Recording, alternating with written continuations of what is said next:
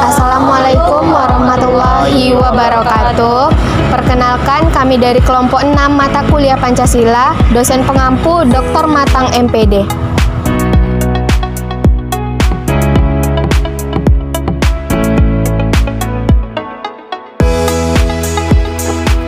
Nama saya Zakirah Nur Ashifa dengan NIM 230603022 dari Prodi Pendidikan IPA. Halo, perkenalkan nama saya Sri Indriani dengan NIM 230603014 dari Program Studi Pendidikan IPA. Perkenalkan nama saya Farah Desrianti Gimri dengan NIM 230603008 dari Prodi Pendidikan IPA. Saya Elsa Safitri, NIM 230603023 dari Prodi Pendidikan IPA. Saya Bambang Ardiansa, NIM 230603026 dari Program Studi Pendidikan IPA.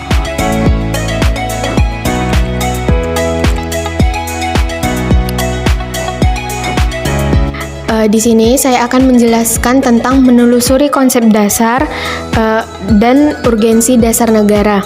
Secara etimologis, istilah dasar negara maknanya identik dengan istilah Grundnorm atau norma dasar, Rechtsstaat atau cita hukum, Staatsrecht atau cita negara, dan filosofis Grundslag atau dasar filsafat negara. Nah, banyaknya istilah dasar negara ini dalam kosakata bahasa asing menunjukkan bahwa dasar negara bersifat universal. Artinya, dalam setiap negara memiliki dasar negara. Nah, secara terminologis, dasar negara dapat diartikan sebagai landasan dan sumber dalam membentuk dan menyelenggarakan negara. Dasar negara juga dapat diartikan sebagai sumber dari segala sumber hukum negara. Nah, secara teoretik, istilah dasar negara mengacu kepada pendapat Hans Kelsen disebut a basic norm atau Grundnorm, yaitu dasar negara merupakan norma yang tertinggi, teratur, termasuk di dalamnya negara yang sifatnya tidak berubah.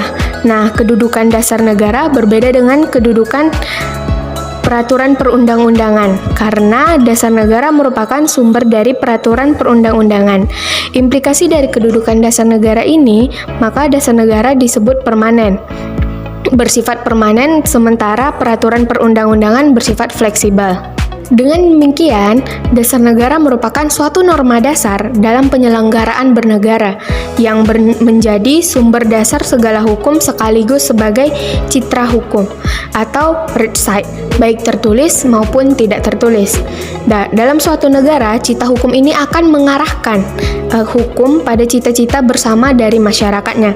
Cita-cita ini mencerminkan kesamaan-kesamaan kepentingan di antara sesama warga masyarakat. Nah, prinsip baru bahwa norma hukum itu bertingkat dan berjenjang termanifestasikan dalam Perundang-undangan Nomor 12 Tahun 2011 tentang pembentukan peraturan perundang-undangan yang tercermin pada pasal 7 yang menyebutkan jenis dan hierarki peraturan perundang-undangan, yaitu yang pertama, Undang-Undang Dasar Negara Republik Indonesia tahun 1945. Yang kedua, ketetapan Majelis Permusyawaratan Rakyat.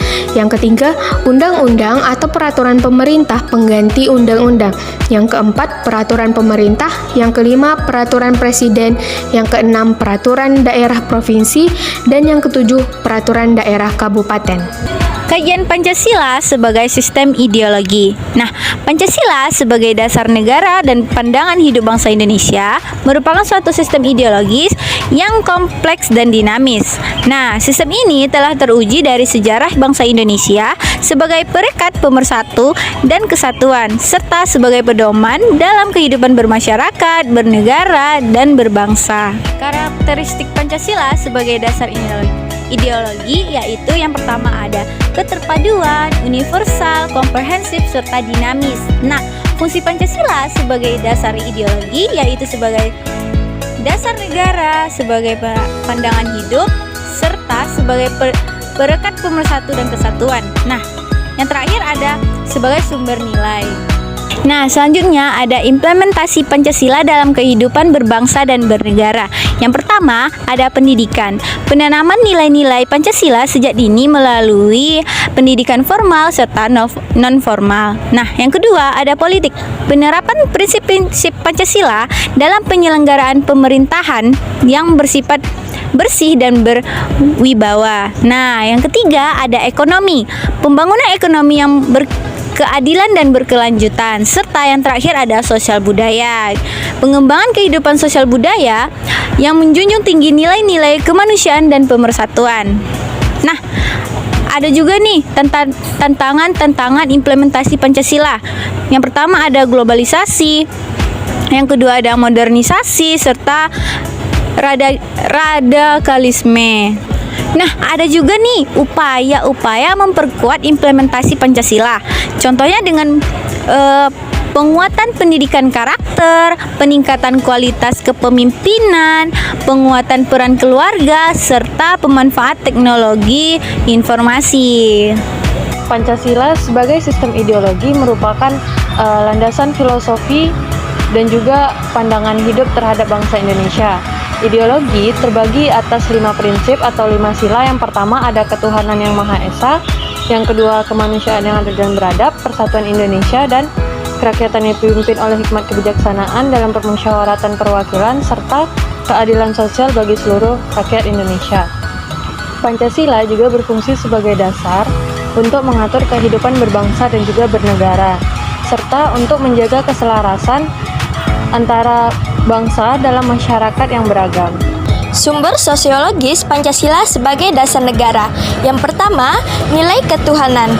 Sebagai sumber etika dan spiritualitas yang dianggap penting sebagai fundamental etika dalam kehidupan bernegara. Negara menurut Pancasila diharapkan untuk melindungi dan mengembangkan kehidupan beragama. Yang kedua, nilai-nilai kemanusiaan universal yang bersumber dari hukum Tuhan, hukum alam, dan sifat-sifat sosial yang dianggap penting sebagai fundamental etika dalam politik. Yang ketiga, nilai-nilai etis kemanusiaan yang mengakar kuat dalam lingkungan pergaulan bebas yang lebih dekat sebelum menyangkau pergaulan yang lebih jauh. Nah, selanjutnya yang keempat yaitu nilai ketuhanan, nilai kemanusiaan, dan nilai serta cita-cita kebangsaan dalam aktualisasinya harus menjunjung tinggi kedaulatan rakyat yang dipimpin oleh hikmat kebijaksanaan.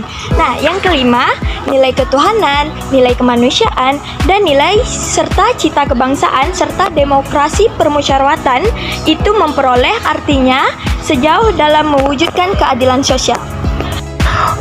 Pancasila sebagai sistem ideologi politik di Indonesia memiliki peran sentral dalam membangun identitas nasional dan merumuskan arah kebijakan negara.